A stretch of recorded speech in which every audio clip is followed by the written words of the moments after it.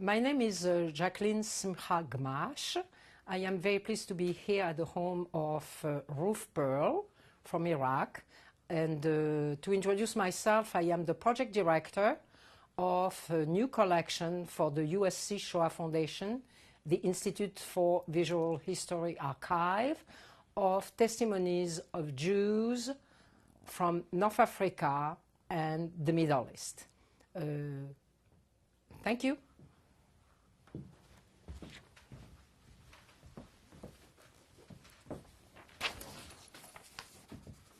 Mrs. Pearl, thank you for having us in your home. My pleasure. Please, if you don't mind, to introduce yourself. My name is Ruth Pearl. I was born in Iraq, and my name then was Evelyn Rejwan. We moved to Israel when most of the Jews of Iraq left Iraq. Not quite voluntarily. It became difficult to stay there. And that was around 1950 to 1952. We left specifically in February of 1951. Would you tell us a little bit about the time before that? Or Well, where when you were born? And if you don't mind to spell out your name, especially your maiden name. My name, Evelyn, E-V-E-L-I-N-E. The last name is Rejwan, R-E-J-W-A-N. Rejoin, because I went to French school. Everything was in France. So as a kid in school, I was Evelyn Rejoin.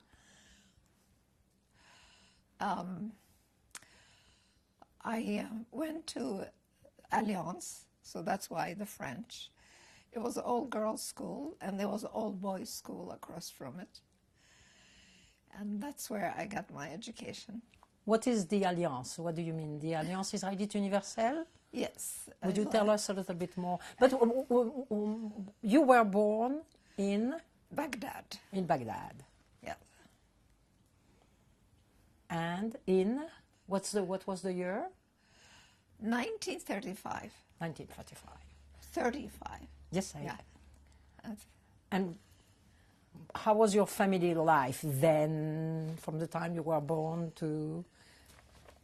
Up to the age of 6, I wasn't aware about the dynamics of what's going on around me because as a kid, we lived in a neighborhood that was mixed, mostly Muslim, and I think there was one Christian. And we actually were, it was a small cul-de-sac, so it wasn't too many people. And I was very friendly with the neighbors. They liked me a lot. I spoke the Arabic dialect, which my sisters and brother, for some reason, didn't. And they liked it, so they felt like I was one of them. So I wasn't aware of the tension or anything. And maybe they wasn't. In 1941, June of 1941, there was a pogrom called Farhud. And that's when I got a different glimpse on life. I was aware that my parents were tense about things, but I wasn't cognizant of the extent of fear. What happened then, we lived in a house where it had one window to the main house, the main street, which is called Shara al-Rashid. It was the main street in Baghdad. And we were all sitting, watching what we thought was just breaking in and looting. And it didn't look like it's anything violent or anything that we should worry about that much.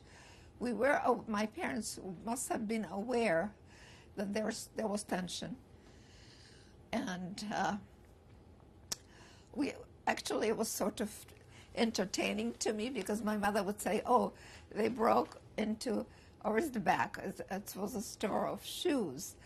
And I was kind of, fascinated that she can identify from the merchandise what they were looting. And then, out of nowhere, tanks started to spray bullets. 3 bullets went through the window. One probably inches from my mother, who was holding my baby sister in her arm, and they lodged in the wall behind us. Of course, the family scrambled, and my father said, "We'll go downstairs one by one." And I was listening, getting understanding of strategy here, that they don't want us to be killed more than one at a time. And the fear was, it was the type of house which was Middle Eastern, with which is open around the center. And the fear was from airplanes shooting. I don't know how realistic that was, but that was evidently a fear, because why would you worry when you are in the house, in the center of the house? And once we were downstairs, where we felt evidently more secure, my father was a smoker and he wanted cigarettes, and I said, "I'll do it." And he said, "Don't look through the window." Well, he invited me to look through the window. We were hearing moaning. There was one injured person, evidently at our door. So I went to the window. Of course, I looked. And I saw a man with a sack next to him, injured, leaning at the door. And all the Muslim neighbors didn't come out to help him or anything.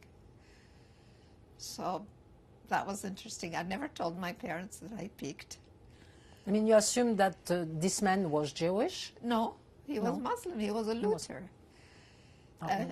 Jewish wouldn't be holding a sack of loot next to him. He tried to find shelter in the cul-de-sac, and he was injured. What do you think the Farhud happened in Baghdad in 1941? And if I remember, it's June 1st and June 2nd, right? Two terrible days. From what I understand, there was sort of a tension between going with the fascist, with Germany, or going with the British. And there were forces pushing one way or another. There used to be, the way the mandate was, that in Iraq it was a king that ruled under the British mandate. And what happened, there were factions, the king died. There was no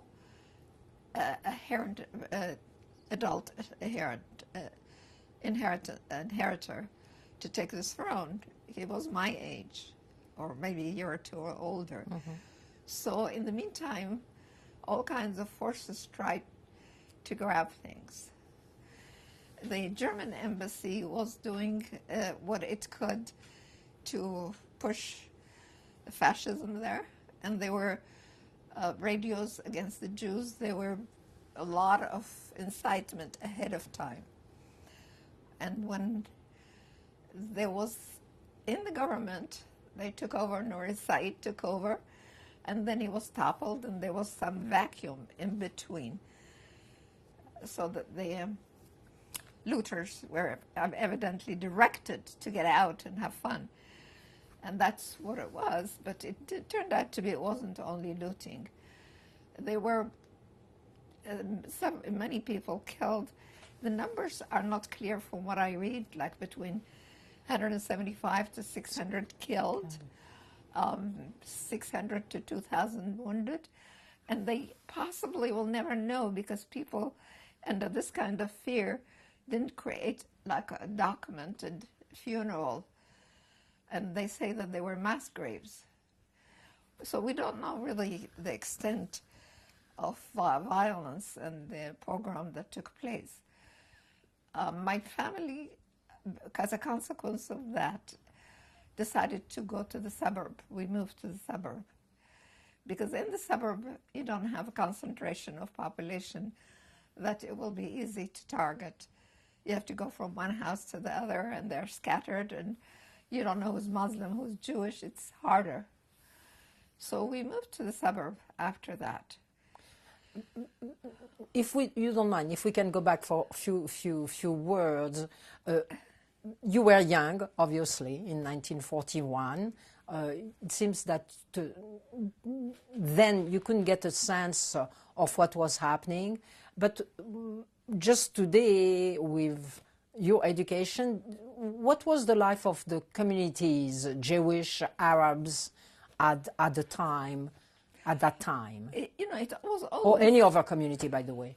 well, it was always tension. You knew that you are not the number one citizen there. Your rights are not equal.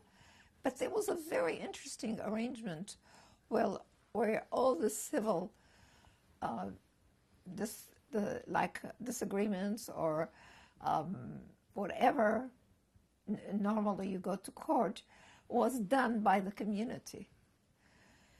I mean, it was a very interesting setup in my mind that made it a little easier. But again, if it's against a Muslim, you have to go to court. And then your chances of winning, it was clear that you are not going to be the preferred winner there in court.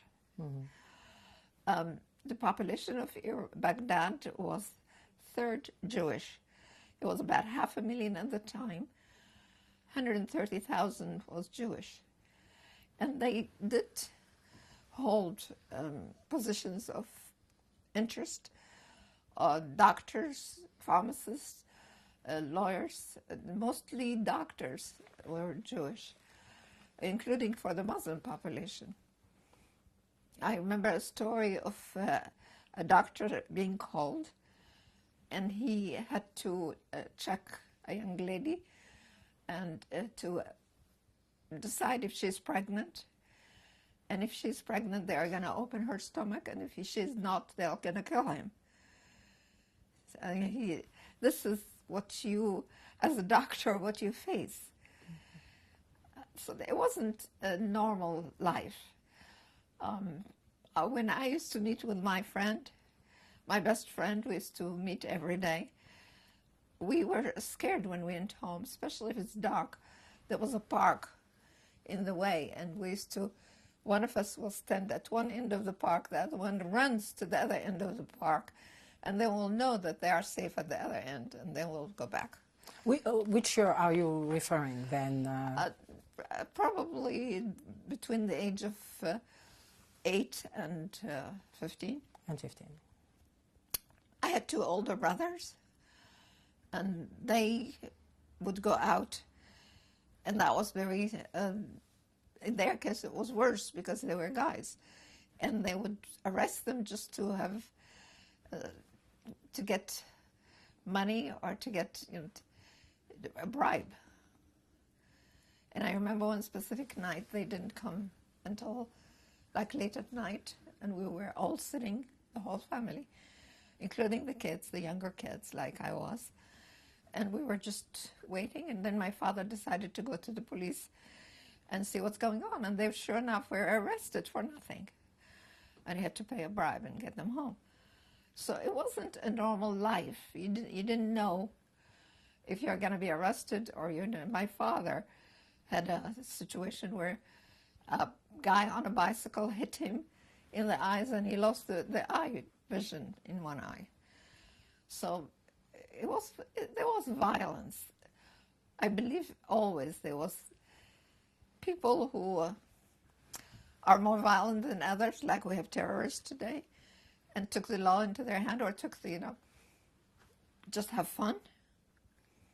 So it was difficult. Was the Jewish community organized? You talk about the Alliance Israélite Universelle. Does that mean that a lot of the young people went to school over there, or how did you learn Arabic in another way? Did you learn it at that school? How was a little bit of your education? And the education was excellent because it was a French school, Alliance, like anywhere in the world, including in the States. So I think they have Alliance here too. In America? Yeah, I think, but I'm not sure. It's but possible. In Israel, they had it. Yeah, for sure. Yeah. So it's the same school. The curriculum comes from France. The teachers were partly French, partly educated there, prepared there. We learned. It was excellent school, actually. We learned, I believe, French from kindergarten. and Arabic. And then from 4th grade and Hebrew, at one point, we were able to read the Bible, like enough to Bereshit bara Elohim et haolam. And on 5th grade, we stopped studying Hebrew, but we switched to English. Why was that? Because you have to study English, and you can't study 4 languages. Was not in relation to the fact that you were in an Arab country. No, it was the curriculum was set up that you graduate and you have actually certificate d'études from France. You have a bachelor degree in English. A bachelor degree? No, it's not bachelor. It's a high school degree in English and Arabic. So you can use your skills anywhere with 3 languages. During the war, to go back a little bit to this period, during World War II, was there an impact on the school itself? Numerous closures at universities, or you see my question? Yeah, I see your question, but I don't know what happened in university, in the school, because of the tense situation, especially after the Farhud. We were at a state of panic, the kids, at all times, because we were afraid that there will be another violence. And would anything out of the ordinary, like in one case there was an experiment in chemistry and something broke, or maybe there was a little fire, that class screamed. It was like automatic, like alarm. All the classes just went out screaming hysterically. Mm-hmm. And for some reason, I was the one that used to look after my sister, my cousins, and I remember one time I went to a class where a teacher didn't allow the kids to leave. And she asked me, what's going on? I was looking for my cousin to make sure that they are okay. So it was a situation of tension and a constant fear. Constant fear. I used to have dreams, and I got them, nightmares, and I used to get them many, many years afterwards. After I came to the States and I was a mother, I used to get these nightmares. I'm in school, there was something that happened, Arabs came, and there was this Arab with a big knife running after me, and I'm running up the stairs as fast as I can to get away. A recurrent nightmare. And I don't know what made it stop eventually. So the mentality, you can imagine, if a person as an adult stays with the nightmares, it was very impactful. It wasn't an easy life. In terms of your religious affiliation, did your family go to temple, the synagogues? Yes. What was your traditions there? My parents were observant. The kids weren't that observant. I have 2 older brothers, one 6 years older and one 9 years older. And I connected very strongly with the 9 years older because he was like my father.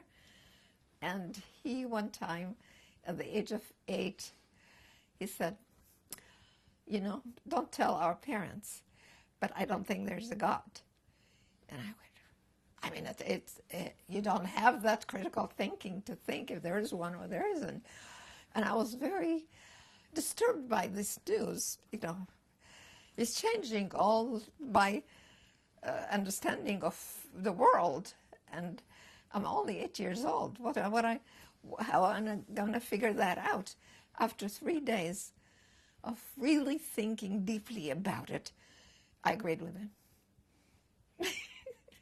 And I never went back. And you never went back? I never went back. Did you share that with your parents, or? I don't think so.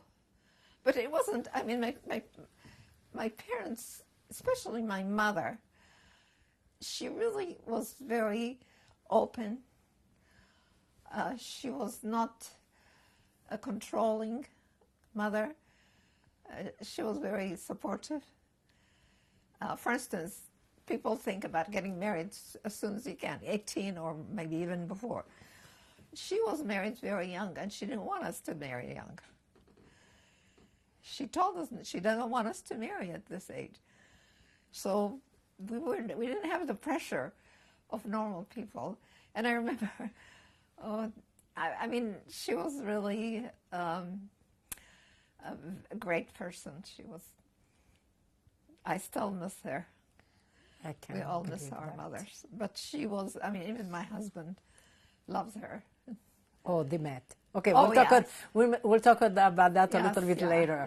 We are still in Baghdad, right? We're still in Baghdad. We are still in Baghdad. Yes. And obviously with your nightmare, a fear has entered you, entered your personality and your soul. That means what happened then? What made your family decide to leave Baghdad or to stay longer? This is interesting. When I was 6 months old, I mean, the idea of leaving Iraq was there.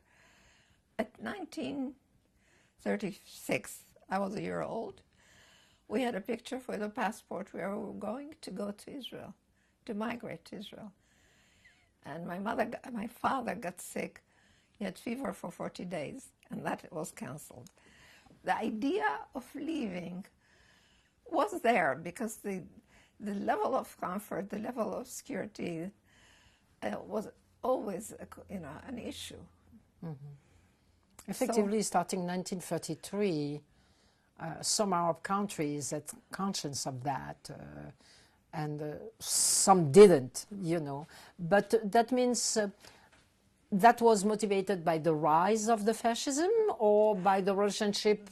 I know you were very young, but you might think by the Farhud. By the Farhud. Yes, and that was before World War II. But probably they were aware that things are going, to worse. There was no stability in the government and in Iraq. When it was under the mandate and there was a king, it was, fairly decent. But once there was a Farhud, and you saw what can happen just any time, and you knew the forces behind it. The Germans are pulling one way, the Allies are pulling it the other way, the Iraqis were divided. There was propaganda on the radio and so forth. So it wasn't a quality of life. I don't think it got any better during the years afterwards, because with the establishment of Israel, it became very difficult, because they looked at us as Zionists, which we were, and they went after the rich people to get their monies, and then there were the hanging of people. There was one case where they were partners, Muslim and Jewish. They prosecuted only the Jewish one, and they hanged him.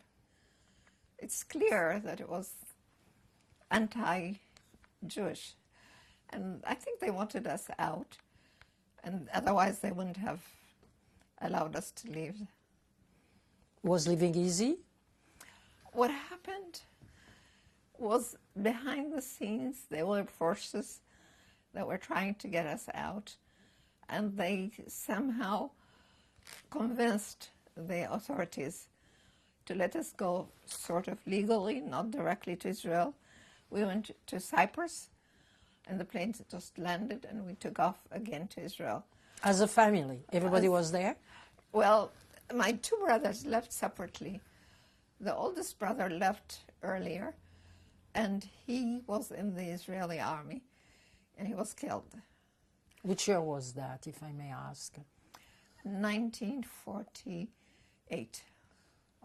It was for the independence of Israel, for the War of Independence? Yeah, it was really after, sort of, but it was a skirmish at the border, or and we didn't know. because there was no communication really. Occasionally we got a postcard through somewhere in Europe. So we didn't have really direct communication to know.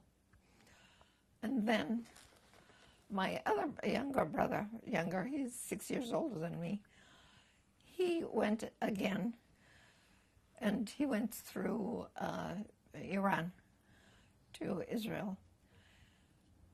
So when we came to Israel, I didn't know, but it turned out to be my father knew. How was your traveling? Can you tell us a little bit about the story of, it was by boat, by plane, how did you travel? Plane. It was a cargo plane, and they put some seats in it. But in cargo plane, you don't have separation between the luggage. And I was sitting in the first row, and the luggage, some of them were big and heavy. They were tied with ropes, and they were moving. And I was just sitting there thinking, oh my God, we're going to die. Because, the whole thing, this luggage is one after. But we made it. And that was organized by the Jewish organizations, by the Sochnut? It wasn't legal officially organized that way. They created an entity, I think it was a Miami registered entity, and it was the airline that was doing the transfer. But this happened, I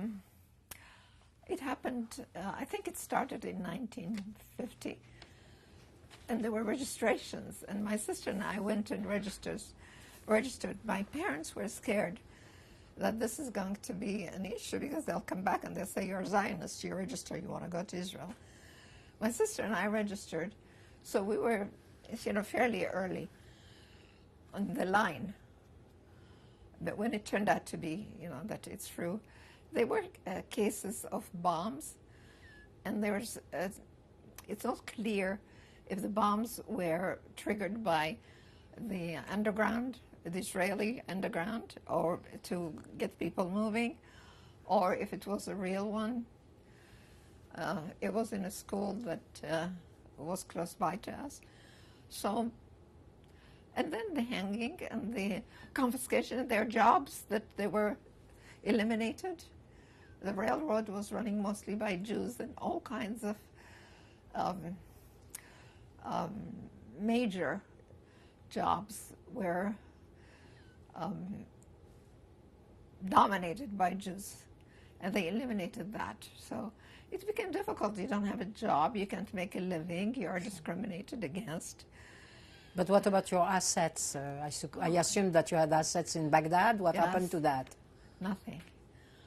This is an issue that came up 2 days ago by John Kerry. He mentioned it for the first time. I always wondered about that. I have to tell you a story. We were at the White House in 1997. They honored us by giving us the Hanukkah lighting, that we were invited, and we brought a Hanukkah that was in the family from Poland, from my Yuda's grandmother. They transported it with a top security because it wasn't ours. It was in possession of a daughter of a cousin of Yuda, Yuda's cousin in Iowa. And she was reluctant to let it go. And they said it was top security. They brought it to the White House, and we had a ceremony there. During the day, it was Human Rights Day, and the president invited us, Judy and me, to participate in the meeting. It was President Bush at the time. And there was a representative from Iraq, Maurice Shohet, who is very active. And there were like 5 countries there, including Venezuela and Iraq. And I can't remember, there were many countries having representatives there So I became the representative of Iraq, sort of, even though there was another one. And I told the story about what happened to us, how we left Iraq. And we had to take only one luggage. People couldn't get to the bank if they had a safety box or anything. They weren't able to get to the bank. My father happened to work with organizations in Europe as part of his commerce. He had some money there, not a huge amount. It's just enough so you can order stuff. And it was 7 different organizations, and the kids had to learn by heart the addresses, so when we get to Israel, we can ask them to give us the money, because you didn't want to write it down. You can see the extent of fear. You have to learn by heart addresses. You can't write them down. So I was telling him about how in the airport they opened the luggage, and they did one pile for them and one pile when it stayed in the luggage. And this is what we came with, half a luggage each. You were sharing with me the story, the situation of a bar of soap or something like that? Yeah. Why don't you tell us that again? They searched us. They searched us, and the lady that was supposed to search me, she asked me if she can, she was decent to ask me if she can have a bar of soap, American-made soap. And what can I say? I have no right, sure. So it was, this is the way we lived, expecting that we have no power, that there's no rule, that there's no justice. Okay, so, now you are in Israel, and we are here. So let me finish the story with the president. Oh, sorry, I'm sorry. He was very interested. All of a sudden, he said, I want to hear more about this. And I said, we were refugees in a camp. And the only reason we didn't stay refugees is because there was an effort to absorb us. And he was very interested, and he said, how long did it take? And he asked all kinds of questions. Okay. And then Yuda said, just a few words. And he said, in the next round of negotiation, this should be brought up. And he said, definitely. I figured, okay, politician. Well, in 2 months, he was in Israel, and he brought it up. He said the Jews of Iraq barely made it out, and he mentioned it. It was in the papers. So, but I also... Thank you to you. People, yeah, I was at the right place at the right moment. And also, people at the White House who knew us, they said the president went right out and asked for more information. And it was discussed in the next morning, too. So, but now, I hope they'll bring it up again, because I have read that the real estate ownership of the Jews of Iraq in Iraq was 5 times the size of the state of Israel. Why don't we have a swap? I never understood that. I never understood why it was not brought up by the Israeli government. Because there was about 850,000 Jews who left 10 Arab countries simultaneously.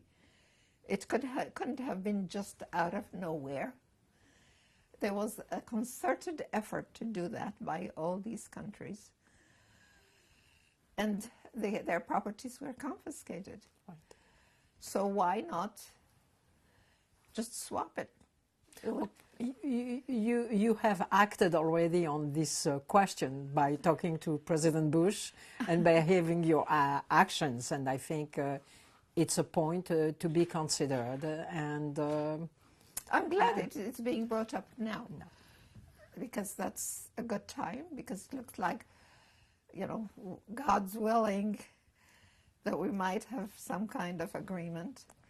And this deal should be on the table. I'm happy it was being brought up.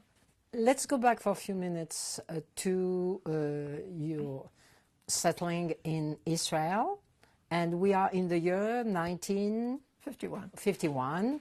And where did you go with your... We were, And that's when you learn about the death of your brothers? yes, Oh, terrible. because my father didn't tell us. And I think he acted right. It would have been very devastating to be able to prepare for travel and all that with that knowledge. And the next morning, it's like a refugee camp. Where was that? It was in Haifa. It's near Haifa, not in the city of Haifa. Outside Haifa, I forgot the name of the camp.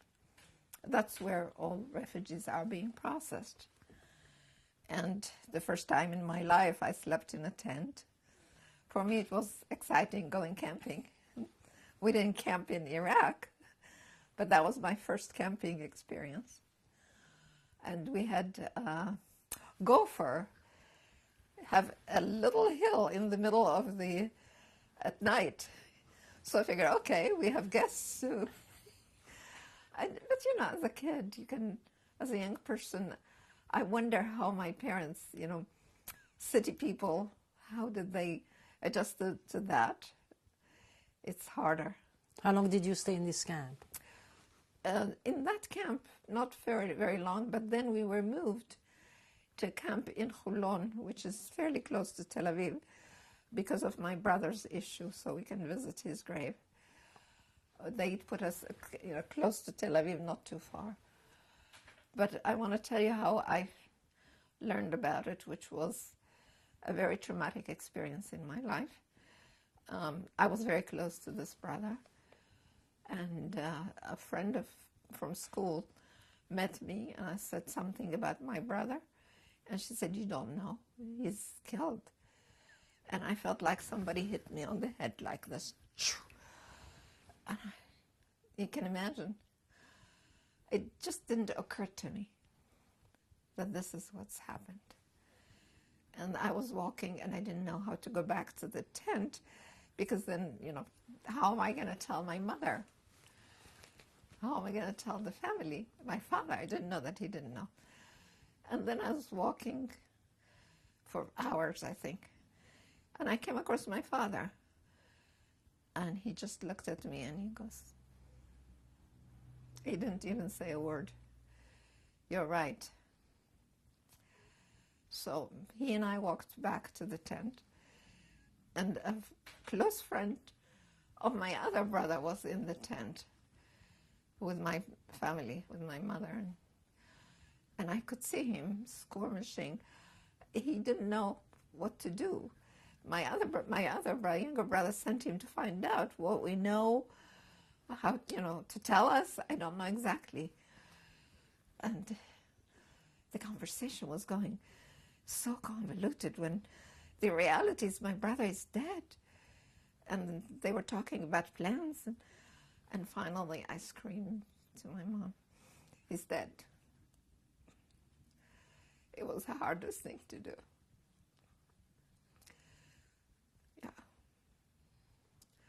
So this is how it worked. This is how the pain that we went through. Losing my brother was big, and then losing my son. Yeah. To the conflict, to the Muslim-Jewish conflict. Lost 2 family members. How long did you stay in Israel? I finished high school. I went to high school in the evening because I started working at 15 because of my, qualification, French, English, Arabic. I was able to get a job, and they loved me. They I was okay. I was good at the job. And I went for 4 years to high school in the evening. This way I was able to help with the family, even though we really eventually were able to buy an apartment from the money that my father got back. And we were, I think, in camp in Holon in tents for about 6 months, maybe. Long time. Because when you buy an apartment in Israel, that's another issue. You have to occupy it as soon as the structure is there. So my father used to sleep there. Otherwise, they will invade it and it will become. There was no laws. Any property you can get into, you can own it. So life was interesting. So this way, I was able to have my high school diploma, and then I went to the Navy. I asked specifically to go to Haifa because I wanted to go to the Technion to study there. And I asked specifically to be assigned to the Navy, and they said no.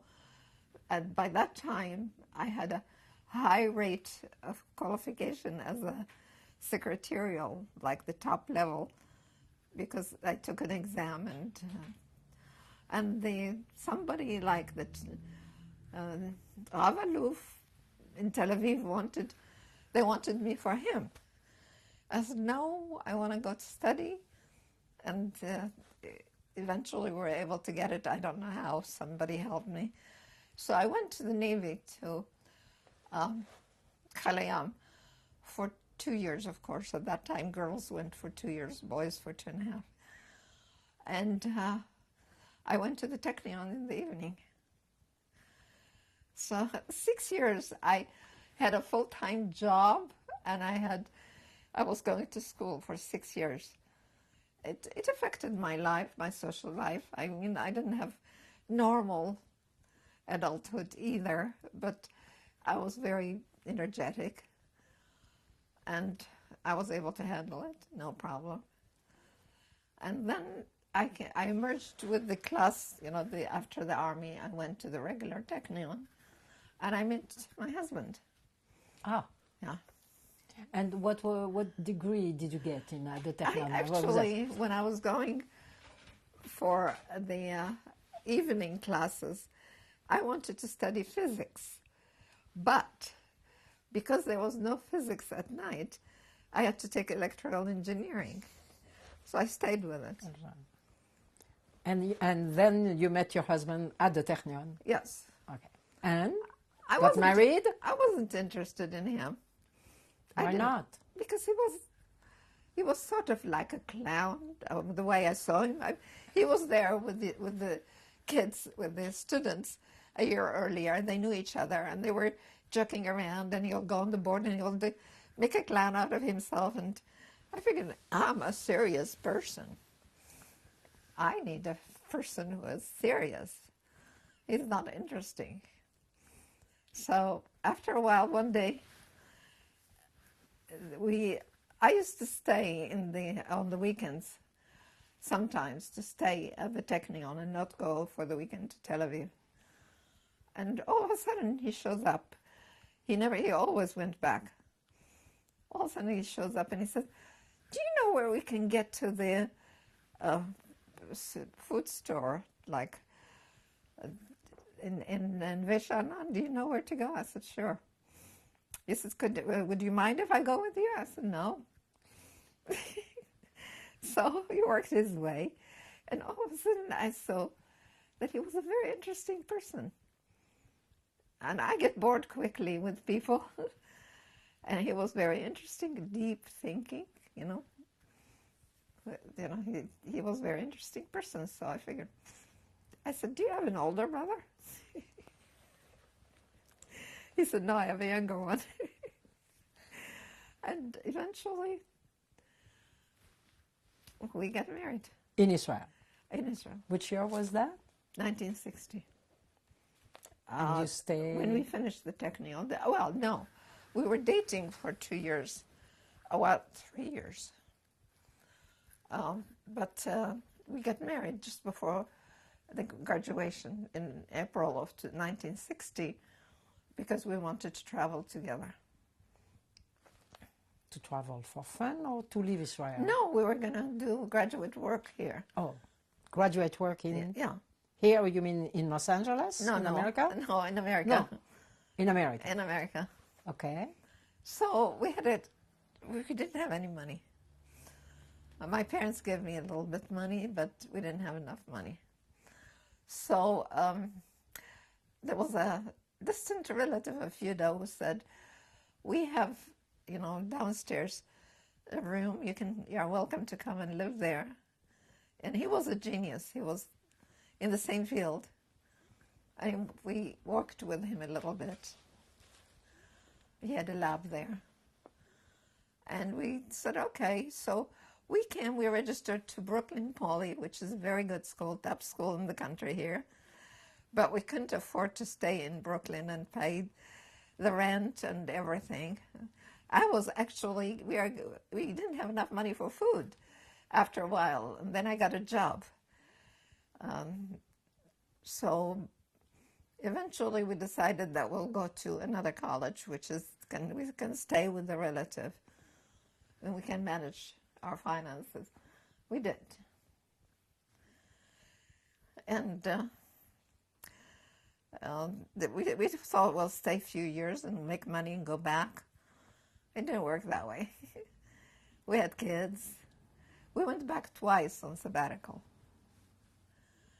But we didn't go back to live because we were, you get involved, PhD for Yuda and master's for me and kids. And but so we went on sabbatical instead, twice. You say kids. Tell us more about your family. Well, we had a daughter in 1961. I sort of, pushed saying, and now I can laugh at the logic that I had. I said, if I get pregnant and we have a baby in September, I can go back and teach. And I didn't think that it's a problem having a baby and going back to teach. People do that, right? In this country, they didn't do it. People told me if God wanted you to work, he would have made you a man. It was different times, but that wasn't the reason why. I realized a baby is a precious thing, and we don't have extended family to really feel secure that the baby is taken care of. So I wasn't able to go back to work. I tricked Yuda into having a baby and promising that I'll go back to work, and I didn't. So for 2 years, I didn't work. 2.5 years. I didn't work. And then Danny was born. And actually more than that. Actually 6 years I didn't work. Danny was born after 2 years. And Michelle was born 6 years later. And then I went to work. Because by that time, I had live-in help. And I got, I figured the system. So I went to work when she was before she was born.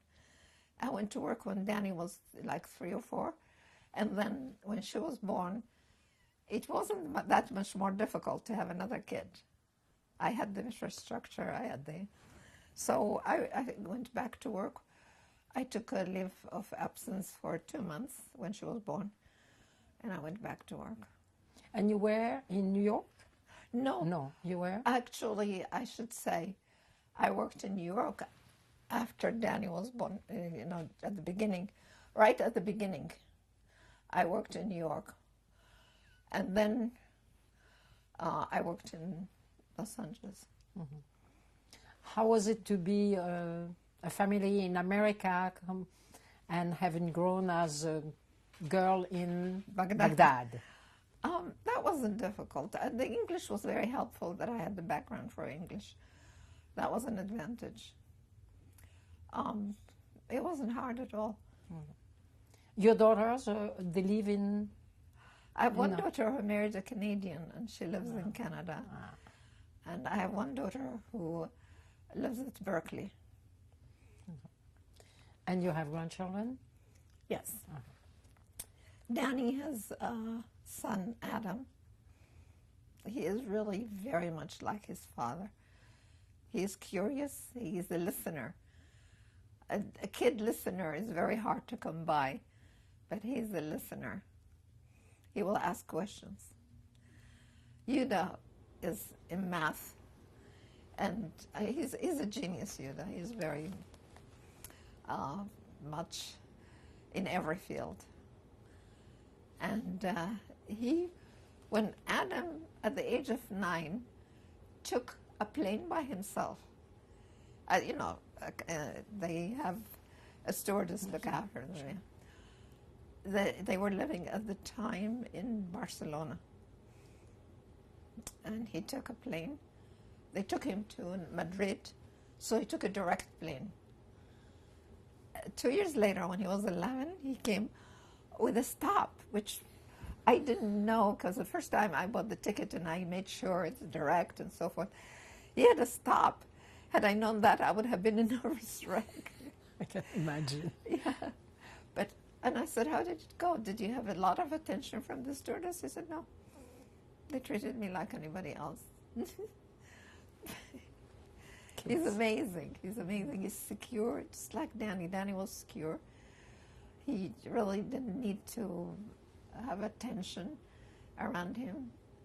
So I was going to tell you, when he was 9, and Yuda was sitting on the floor with him in the airport, showing him a proof of the Pythagoras theory with triangles being cut in paper and everything. And Adam was absorbed and asking questions and got it. Occasionally we'll talk to him with the over the internet, and he would say something, and you'd just say, "Where did you know that?" He said, "From you." Yuda doesn't remember, but he remembers. It's amazing. All right. Having two grandparents scientists, Yeah. okay, the fluid went over there. Yeah. You mentioned Danny and Danielle Pearl. The world knows about this awful Yeah. story and murdering. Would you talk about it, or? Yes, I have to tell you, I had a dream the night he was kidnapped. And the dream was, I was in Karachi, or, wherever he was, a place that, it wasn't here. And the first thing I saw him, I saw that he was very scared. And I said, "Danny, what happened?" And he goes, "Oh, they were pushing and then water through my throat, something." And I figured, okay, he's cold. I need to get him, something. And I said, "I'll get you tea or something." I was taking care of him. And I woke up and I went straight to the computer and I said, "Danny, this is a dream that I had, and please humor me and answer this email immediately." He never did. He never did. It was the moment he was kidnapped, I had the dream. It was the last email to him, was unopened, of course. So then in the evening, I got a call from Marianne, and she said, "Please call me back. The lines are very bad here." Marianne being his wife. His wife. And I said, "Okay, I'll call you." And I didn't think how hard it is to reach Pakistan. Oh my God. And then eventually when I reached her, she said they had a party that night. They were leaving the next morning forever. They were going to go back to Paris. She was pregnant. And she said Danny didn't come back. Yuda came home. I didn't want to call him. I waited for him to come home, and I remember meeting him in the hallway and telling him that Danny didn't come back. So we waited for ransom, for something, and eventually it came. And it was very difficult because for 4 weeks we got 4 times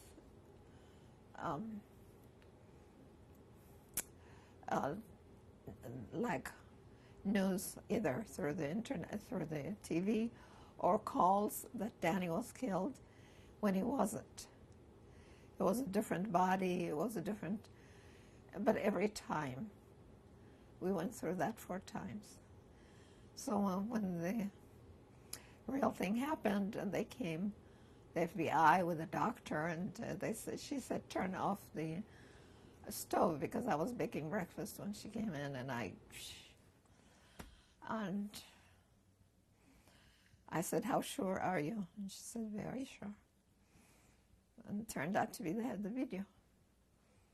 So there wasn't anything to contest. There wasn't any hope. So it's very hard. It's very hard even today. It doesn't change. Time doesn't do anything. I miss him.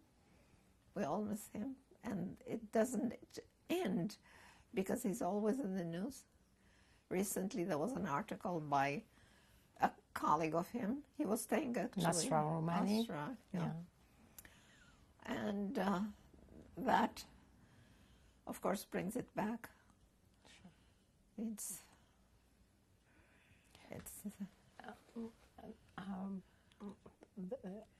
I hope I can express it, but the tragedy comes. I have to change batteries real quick. Okay. So just hold tight. That's okay. We can take a break. Yeah, I know. I am back. And we are recording. You know, coming from an Arab country and flooding an Arab country and coming to Israel and finally settling in America, the land of freedom, finding your family situation with the murdering of your son by extremist Islamists or extremist Arabs it is a tragedy. Is absolutely a tragedy. Do you feel that you escape that world, or the tragedy and the murdering of Daniel kept you in that same arena? It hit harder. There was nothing worse than losing a child. Absolutely. The reality is that the whole world is centered now around terrorism. Look how it affects our life. Look how much it affects the way we live. All the securities in the airports, in every way, all our resources are going for security, and we are constantly, the FBI and all the organization and the, centered around addressing this phenomenon. It is a major issue of the 21st century.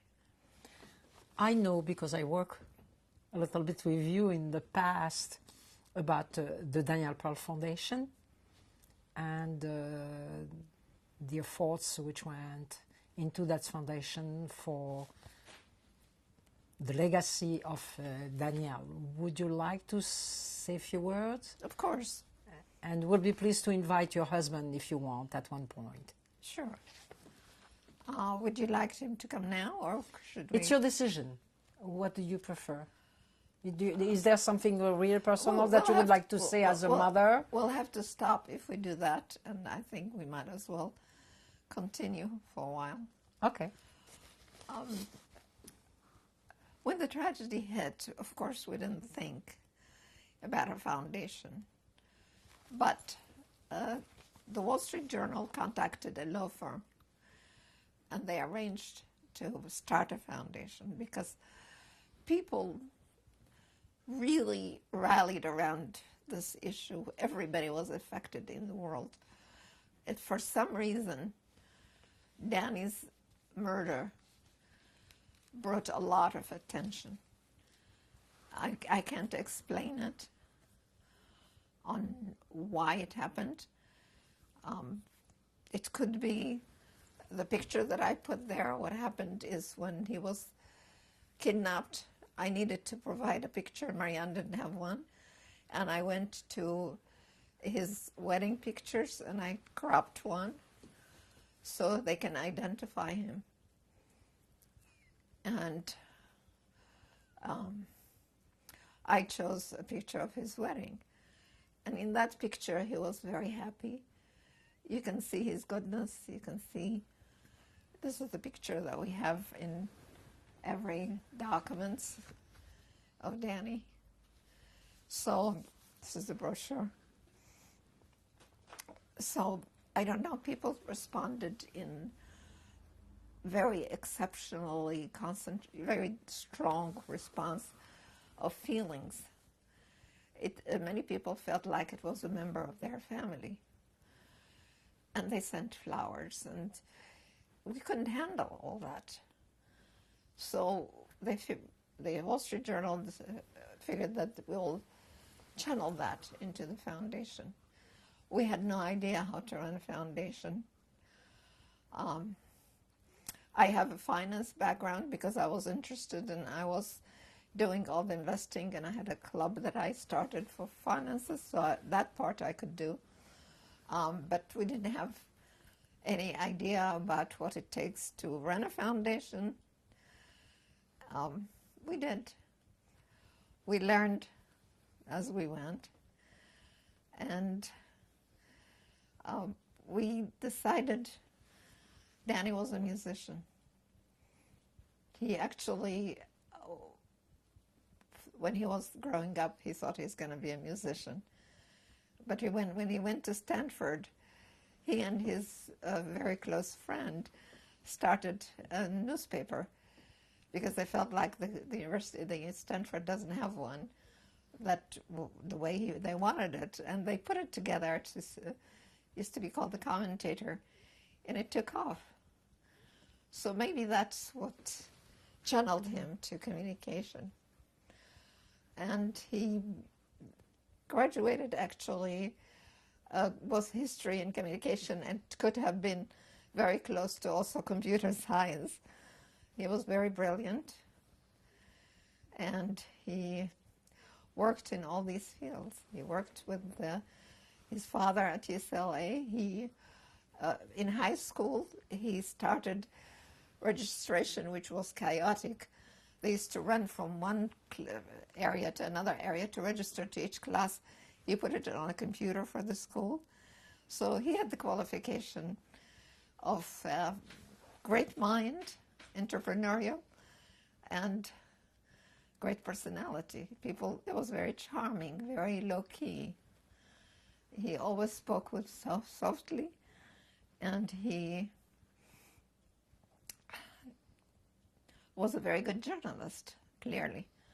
So that's how he became a journalist. But he talked about taking sabbatical from journalism and going back to music school. I mean, music was his passion. And so we decided that we were going to have music in his foundation. Of course, we had to also deal with the journalism aspect, because journalism is powerful. One journalist can affect 100,000 people. If we train journalists to keep with integrity and ethics, to keep to the truth, then we are going to make a difference. So these were the two different aspects of his legacy. We also have lectures. Lectures on international issues and so forth. The part with journalism is really impactful and amazing. As much as we could do, we can do it with 1,000 journalists. The impact of these journalists is absolutely boggling the mind. One of them, our fellow from 2008, his name is Omar Chima.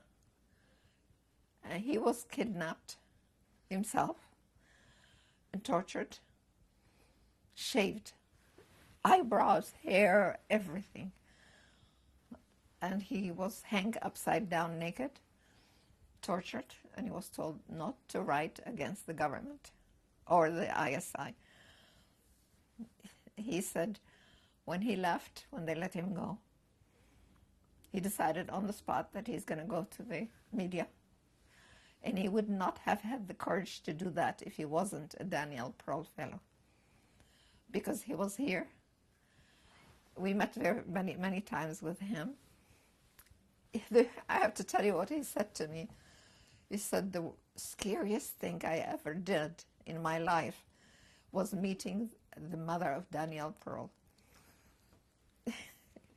Of course, he wasn't scared once he met me. But that's a person with feelings, with understanding, with depth, consideration. So he went to the media. In Pakistan, there's a very unusual situation. Their journalists can write freely, but they are killed when they write, when they don't like what they write. They have the most journalist killing of any other country.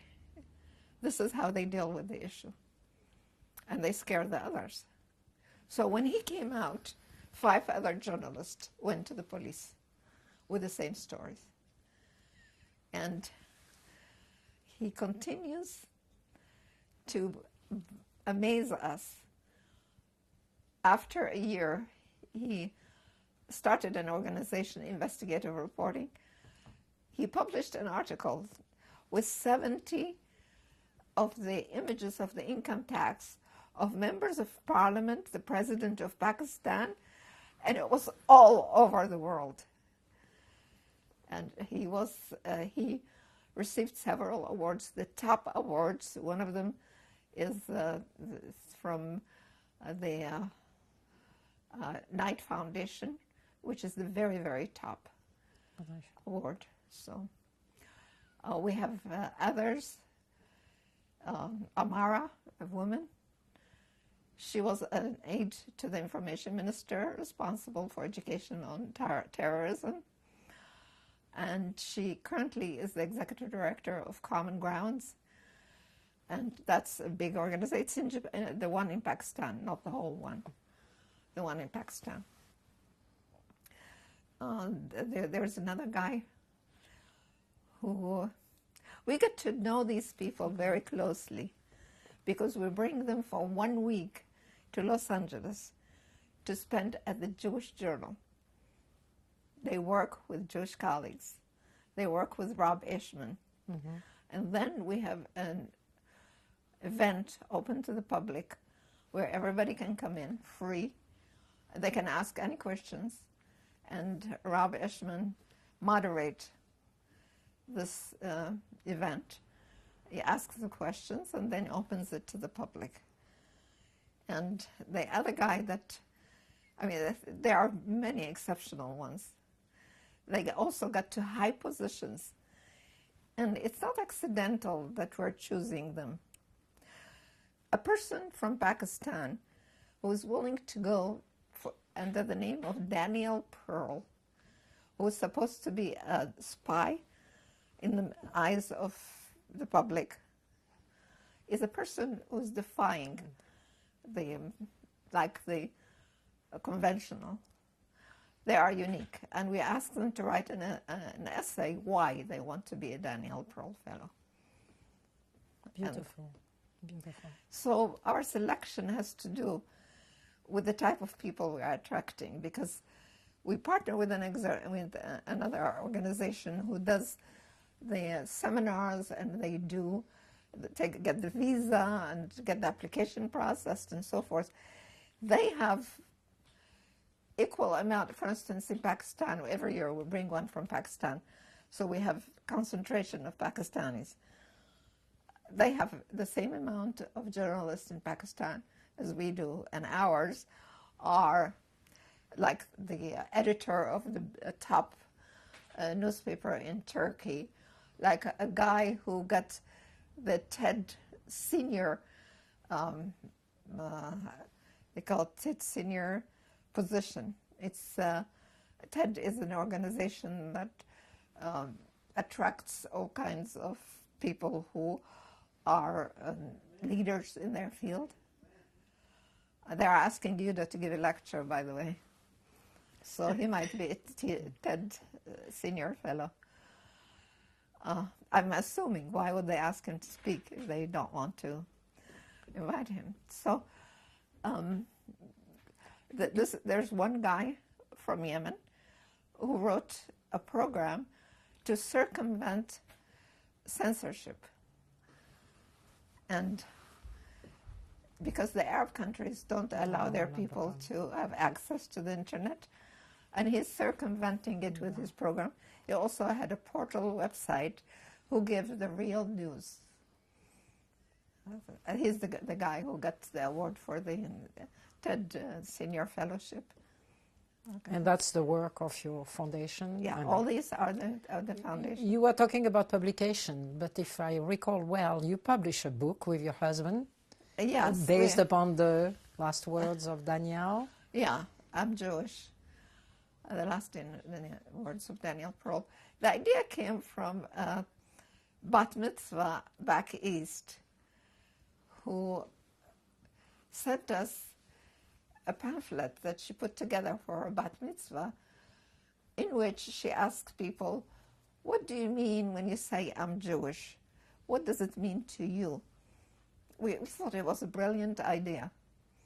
So we took off on that, and we just made a collection of people, from young people to very prominent people to regular people, to contribute how they feel and what do they mean when they say, I'm Jewish. What does it mean to them?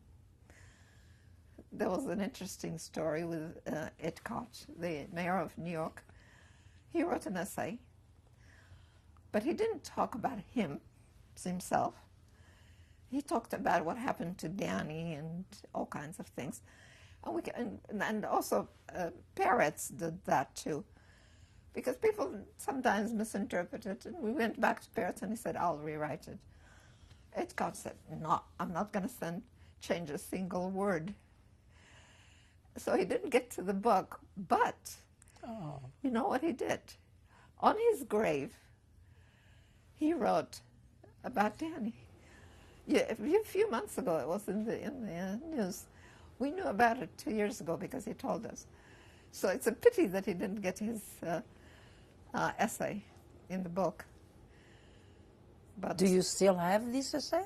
We do, but the essay... You can put it on the Jewish Journal. We could, except... With authorization of somebody. Yeah, it was not constructive. Oh. Yeah. Okay. We actually didn't. We went and dug and tried to get it. And when we read it, we figured it's not really publishable. He was more expressing his... we try to be neutral. We try to be respectful. You don't brush everybody with the same brush stroke. There are people, the fellows that we have, I will adopt them. They're Muslim, it doesn't matter. These are great people. And that's why they are going somewhere.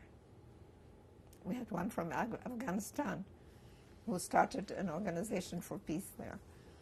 People, and I worry about their safety. Correct. Yeah. Beautiful sentence, beautiful thinking to say. Now, Music Days is musicians are affected by it. When the news came out about Danny's murder, Danny's neighbor from Paris, Danny lived in Paris at that time, was conducting in Israel the Israeli Philharmonic, I think. And he heard the news. There was, he's a neighbor, he knows Danny. He didn't think he can conduct, but then he decided to do it. And there was such a response from the public, you can imagine. He decided that he's going to defy the terrorists. And that is the idea that music can unite people and can empower them. And that gave us the impetus of the idea of having Music Days. And the other thing, his sister, we came back from the burial. We got to the burial a few months after he was murdered. We got the body. And we were sitting here and we said, this is August and October is coming. It's his birthday. How are we going to go through it? And his sister said, I know what he would have done. He would have had jam sessions with his musician friends, because he played with about, 10 different bands. And we just have to contact them. At the wedding, there were 6 bands from all over the world. So we'll just contact them and we'll have music there. We didn't think it's going to be international at that time. We were thinking small. And here we are in August. October is just around the corner. We didn't know where you start, how you do such a thing. And the first year, we had a huge coverage in the news. And we had 18 countries participate out of nowhere. And then we had about 100 concerts. And it kept on going on until it reached the 2000 level, and 84 countries in 1 year. So it really became a huge program. And what it gives the musicians is a feeling of connecting with the audience, because Elton John gives a concert every year, and you can see people crying and people applauding and people connecting. As a musician, you love it. So, and as an audience, you feel, yeah, we're doing something. We are together. We are together. We are going to win this battle. So it is a powerful idea, and it's a powerful program. And then we have lectures. And because of Danny, people come and give the lecture for free. We had Thomas Friedman, Christiana Mampour, Ted Koppel, Who's Who, Anderson Cooper. We are going to have this year Samantha Power. She's the UN ambassador. And so we have top people come for free. We bring the lecture, and we partner with Hillel and Berkel Center International, and we work the details together. And you do that where?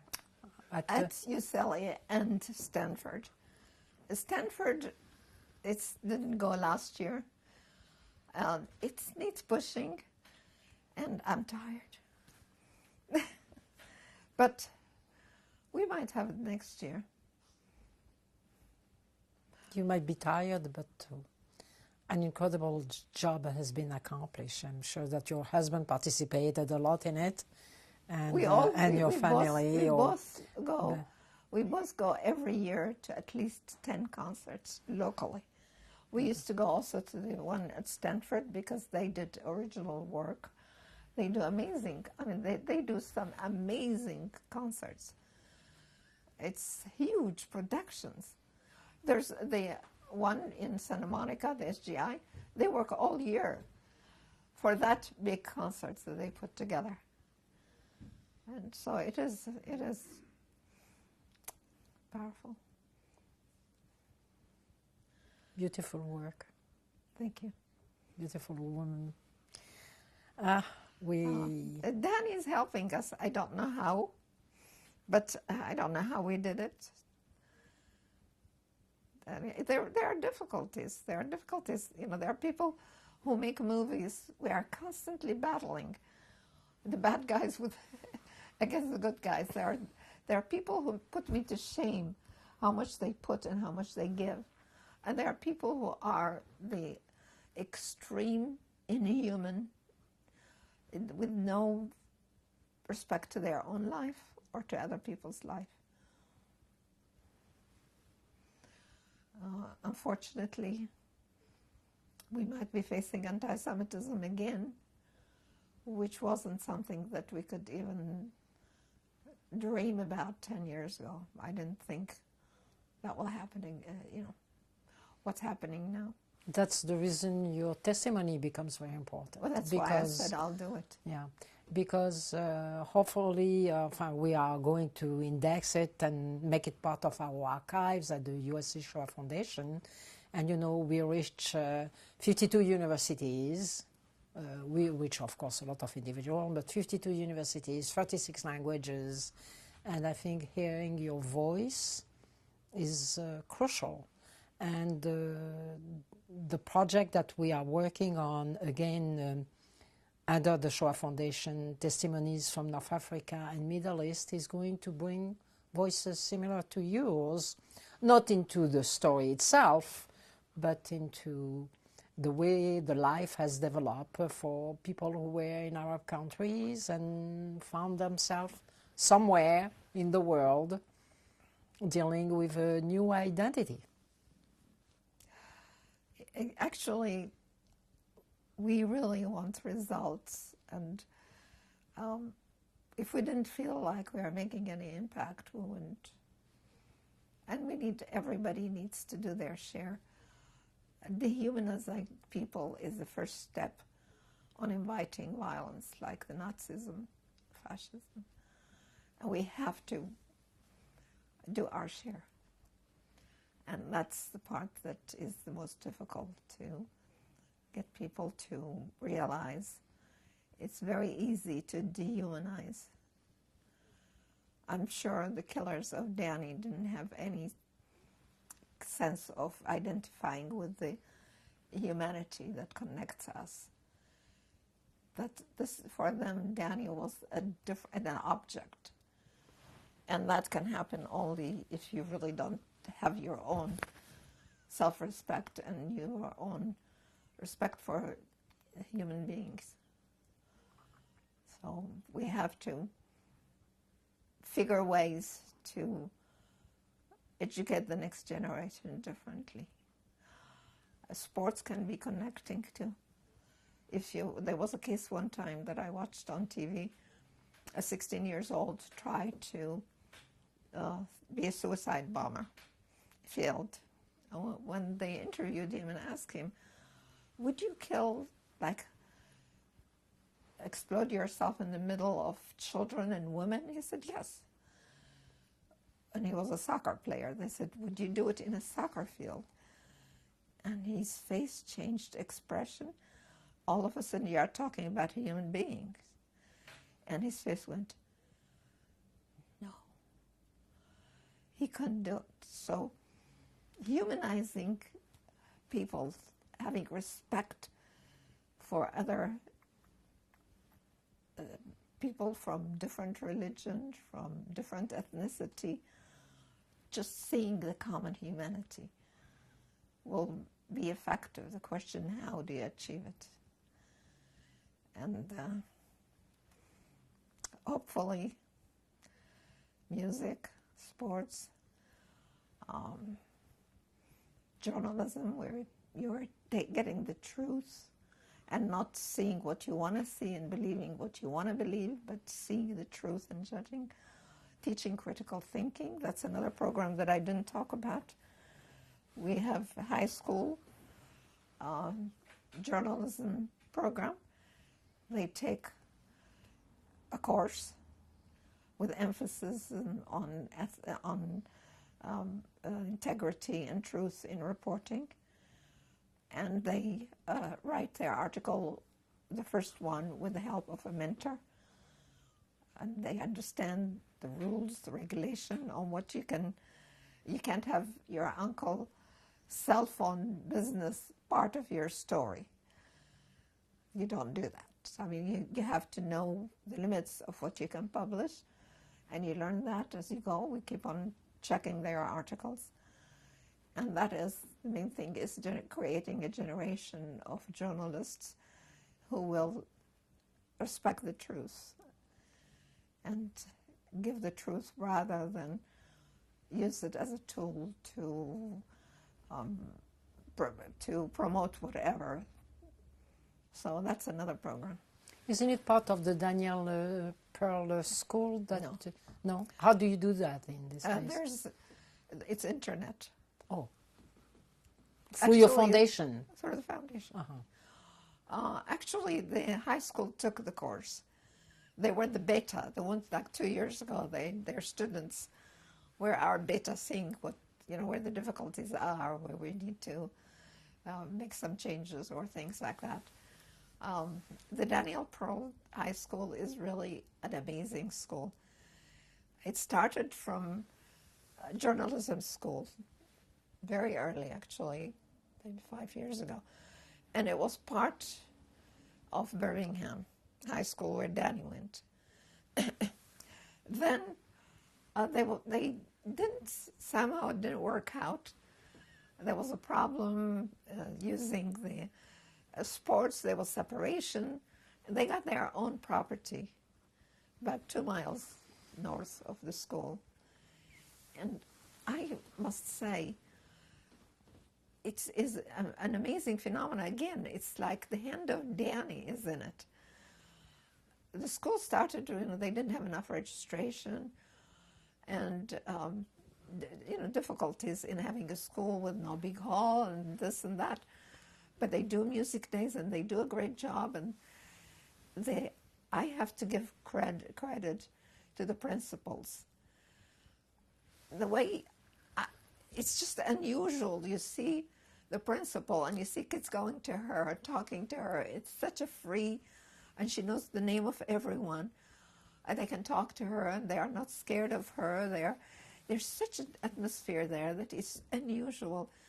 Within a year or two, they started to excel in every way.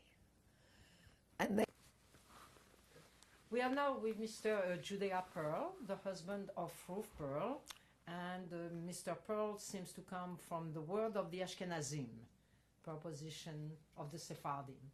Would you tell us a little bit about your life, where you were during World War II, and what you have done to join your wife in the work of the Daniel Pearl Foundation? And we're rolling.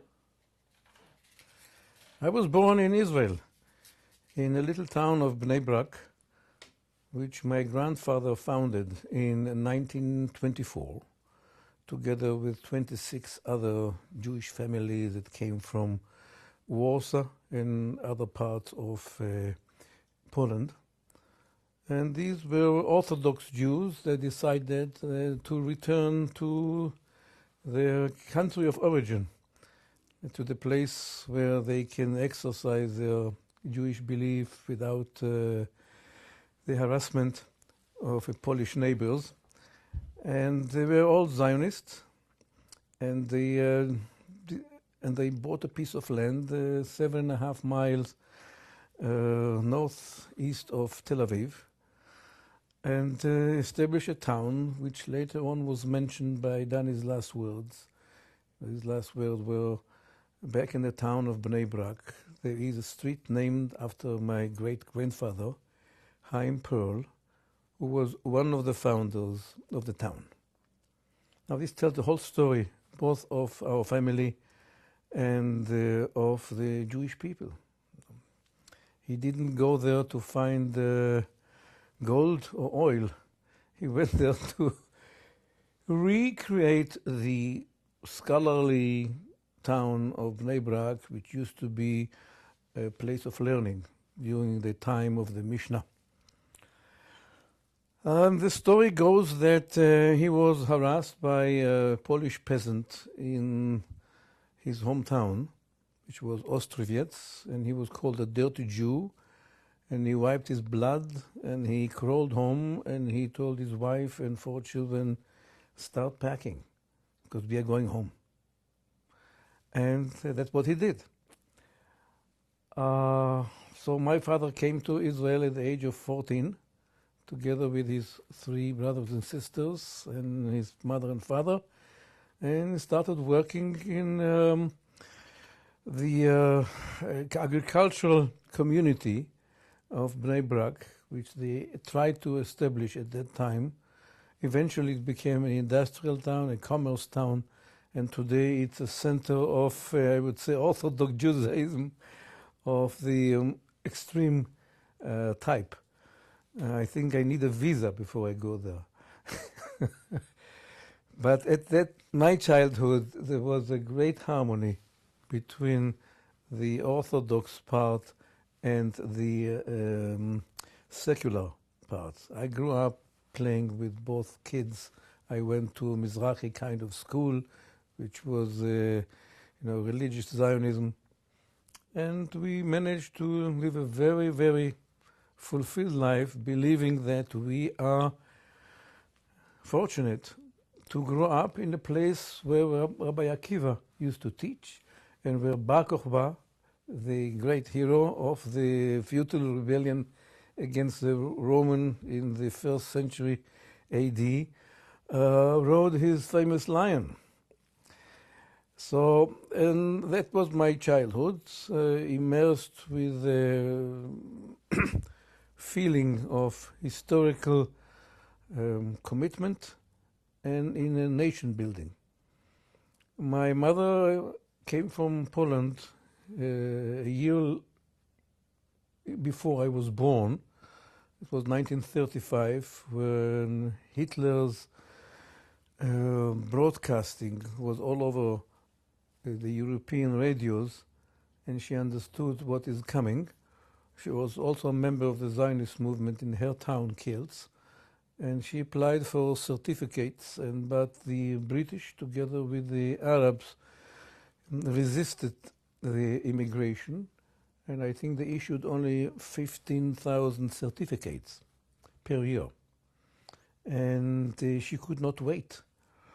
So, fortunately for me, she found an Israeli bachelor who was my father, who, as a prize for building my father's house, got a special gift from his father to go to Poland to find a bride. A real bride, a real princess, not just Israelis kind of harsh ladies. So he went there, and he was very sought after a bachelor because he had a certificate, he had the capacity to bring with him a wife. And so my mother came in 1935 and left her family over in Poland, and they all perished in the, I shouldn't say all, but her father and mother and two brother and sisters perished in the Holocaust. One sister survived because her husband was an engineer. So they got to work in a special place in Auschwitz. And my uncle, my mother's brother, he survived the Holocaust but died a week after the liberation, from overdose of cigarettes. Yes, he sold his food for cigarettes. That's the story that I got. I didn't hear about the Holocaust until about 1944. So it means that 4 years of a Holocaust, and we children of the new generations did not want to hear about it, and we were not told about it on purpose, by design, because we were supposed to be the new generation, not to be contaminated with the victimhood of diaspora. So I found out about the Holocaust only in 1943 or 1944, when I entered the kitchen by accident and I found my mother crying. And I asked her, what's going on? And she said, oh, you know, there's a war going on. So what? I asked, and she said, I have a family there. So what? After the war, they're going to come back. You know? That was our perception as Sabris about the Holocaust. And we were very cruel to the people or children that came from there. They looked different. They weren't like us. They spoke a different language. They came with different names. They called themselves Yannick and Bolek and Shmoyek, the names that we despised. And they looked different. They were white-skinned. And they had memories that they could not shake, and we didn't understand what they are crying about. In one of the birthdays that I was, one of the girl that came there through Tehran, and she started crying, and we asked her, what's going on? And she said, I miss my mother.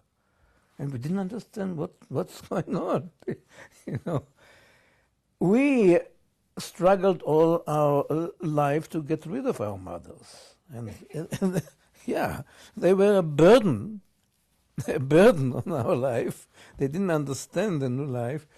And here is a lady crying for her mother.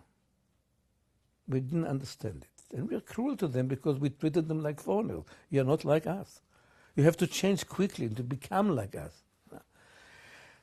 And that feeling of alienation, I think, persisted until time we were in a technion too.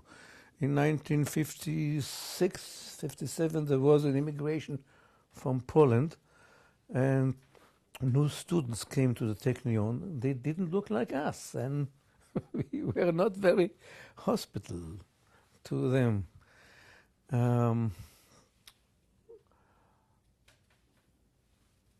This is my connection to the Holocaust, except, of course, with the tragedy of Dani, that I can see as a historical continuation of anti-Semitism. And in my speech to the UN, I said it bluntly, that I represent 3 generations of victims of hate, of genocide. My grandfather and grandmothers perished in the genocide that was, and I barely escaped a genocide that was meant to be, and this is the war of 1948. And my son is now a victim of a genocide that is planned constantly to be enacted in the future, not only against the Jews, but against civilization as we know it. And that is a symbol that was recognized by several organizations, like the Holocaust Museum in Miami, added Dani's name to the list of Holocaust survivors. It arose a certain question whether it is appropriate to add a victim of a different kind of hate, situated thousands of miles away from the Holocaust, whether it is appropriate to simplify or to, I wouldn't say desecrate, but to belittle the importance of the uniqueness of the Holocaust by adding victims that were not directly affected by the Holocaust. I accepted the invitation to add Dani because I thought that we should know that hatred and anti-Semitism and threats of genocide did not stop in 1945. Okay. We should recognize it, I think, and Dani's tragedy symbolizes that terrible continuation of this danger. And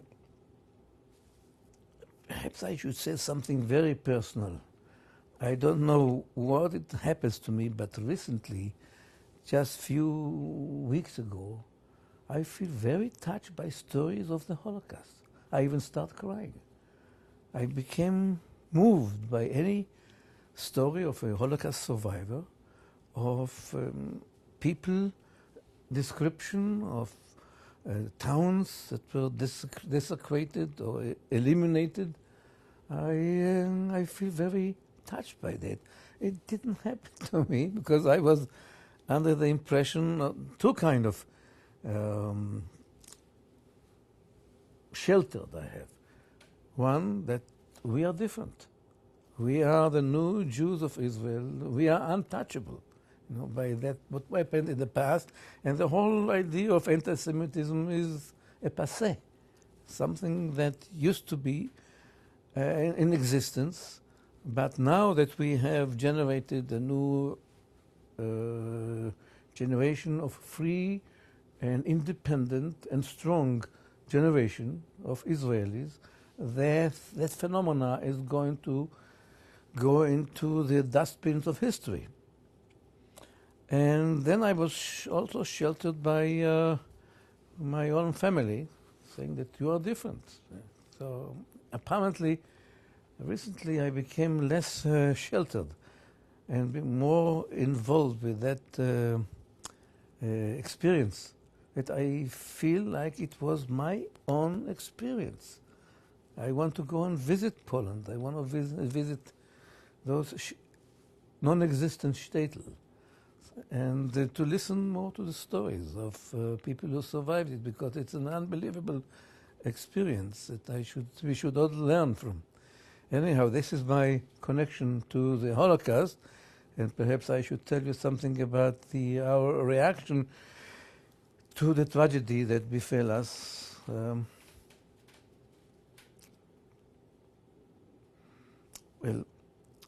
Danny was unique in the sense that he really believed and he had a passion for creating bridges among civilization.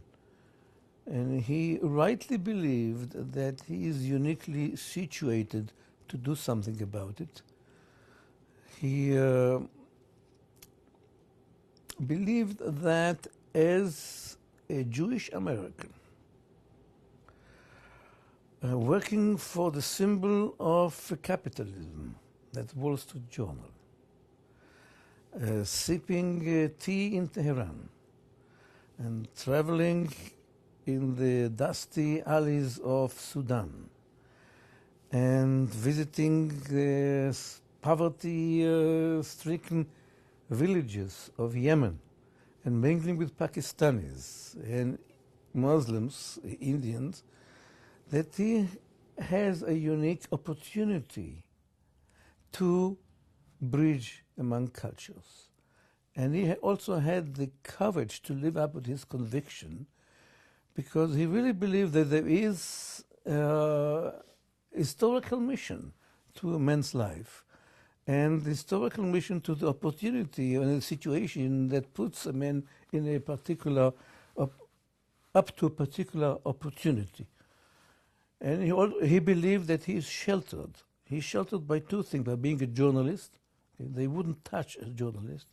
And he's sheltered by the idea that people are basically good, and that he is going to bring up this goodness to the surface. As his colleague says, the past 12 years were not very kind to his dreams. So we do not see an improvement in terms of Muslim-Jewish relationship, and this is where our foundation comes in.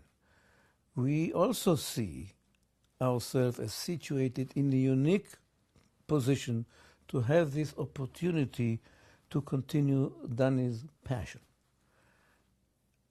Since he became a symbol for so many ideas, and as an icon for so many communities, we feel that we have the obligation to continue his mission and his work of bridging up cultures. He became an idol of the nobleness of the journalism profession. He appeals to Muslims because they feel that he represents their own struggle against terrorism and their own yearning to become part of the modern world. And he became a symbol for Jews as a representative of their historical commitment to the State of Israel and to their identity. And we have this unique opportunity, being ourselves, both the parents of Daniel Pearl, being avid Zionists and avid pro-coexistence, okay, that we have a unique opportunity to appeal to various communities that otherwise are not as easily accessible. And this is the Muslim community, the journalist community, the musician community, because of Danny's love for music. And this is how we founded the Daniel Pearl Foundation. And we have several projects that continues along those lines, utilizing the specific opportunity that we have. You probably heard about the Daniel Pearl World Music Days. Well, so far we have 120 countries with concert dedicated to Danny's mission, and 1,200 concerts in October. Overall, I'm talking about. And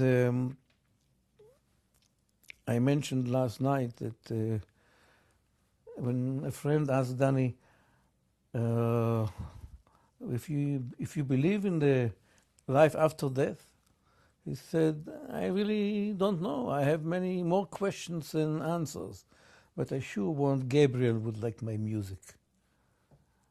And we see all this awakening of musicians to present to us Gabriel answer. Yes, I do like Daniel's music. So this is one project that we pursuing, and we feel obligated to give musicians this opportunity to express their feelings in terms of where this century goes to. And we have projects of dialogue where we speak with Muslims about the hard issues, about the grievances of both communities, and we feel that we have a unique opportunity to speak with them in their language, because we are not scared to touch on the hot issues and to be honest. And the hot issues are terrorism, Israel, Islamophobia. These are the three main issues that we think should be addressed in the first session of any dialogue, and not to wait until the baklava becomes cool. But we should address those first, on the first highest priority. And we have a journalism exchange program where we bring mid-careers Muslim journalists to this country to learn about how free press is conducted in this country, what they are entitled to, and to learn about the Jewish community here, and to learn about us and how we continue Danny's mission. And we believe that when you invest in one journalist, you invest in hundreds of thousands of readers. So it's a good investment. And we have other projects which are not as not take as much of our time, like lectures in various universities. The high school is not our project, but the projects that were spontaneously initiated by the communities as a recognition that Danny's life and stories and journey represent is a source of inspiration to young Americans, especially to young Jews, but in general to young Americans, to learn that they can be very proud of their heritage and of their Americanism and their love of country, that we have something to offer to the rest of the world, and that they do not have the luxury of faltering on that responsibility.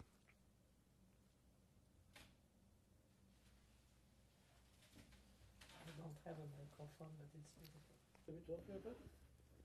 Pictures. Okay, whenever you're ready. Already.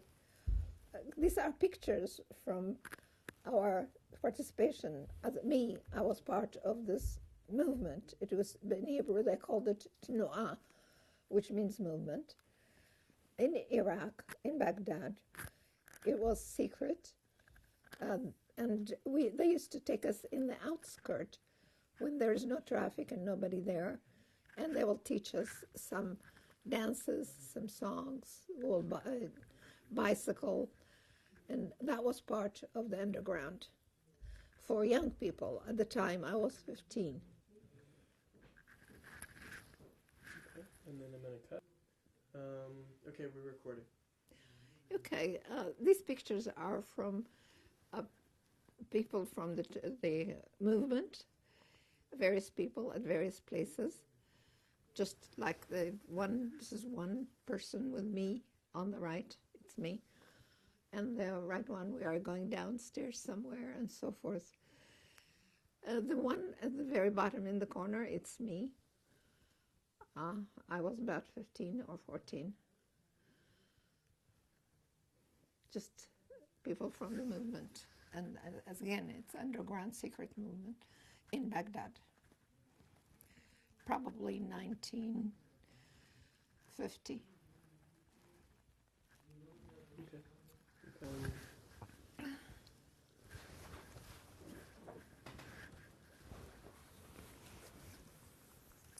Okay. This is a picture taken at the school, Alliance, all-girls school. And I'm there at the first full picture on the right. We are wearing mostly uniforms. We didn't have to wear uniforms every day. For some reason, they were fairly lax about it. And that's about it. Just a picture of the class. Roughly what year was that? I would say 1949 or 50. And we're recording. This is a picture of the three sisters. I'm the one on the right. And at the bottom, it's my oldest brother. He was the one who went to Israel first in 1947, I believe. And he was killed while he was serving in the Israeli army in 1948, though it was after the war. It was an incident at the border. And recording. Just a second.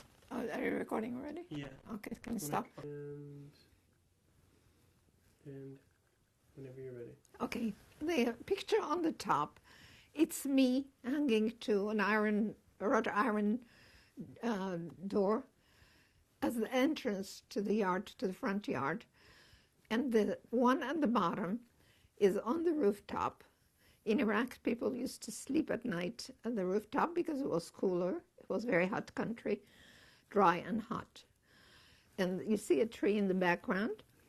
I used to climb on the trunk of that tree and sit and read on that tree. So this was part of my life, that tree. It was probably taken around 13, 14 years old. That's it.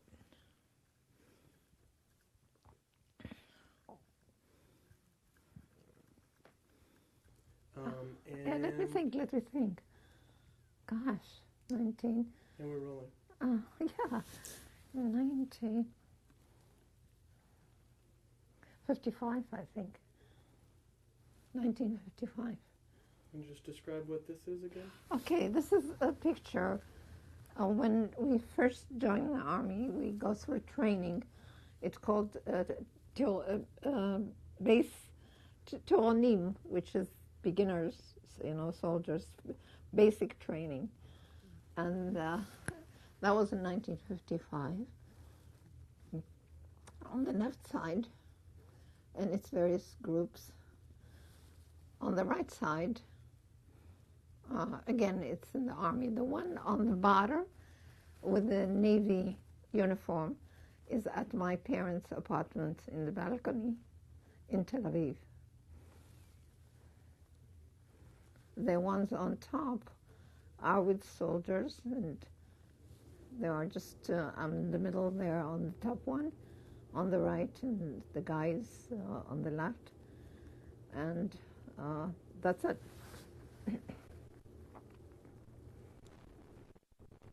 And I am recording. Okay, so these are pictures with two different types of uniforms. Winter uniform, which is the dark one, and the white uniform. I wasn't happy to be in Tel Aviv with a Navy uniform because there were very few girls at that time in the Navy coming to Tel Aviv, and that created a lot of attention. So, but it was a beautiful uniform coming to think about it. And it's at various times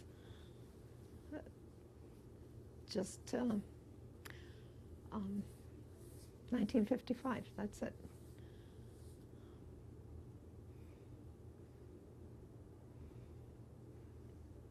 Okay, pretty good.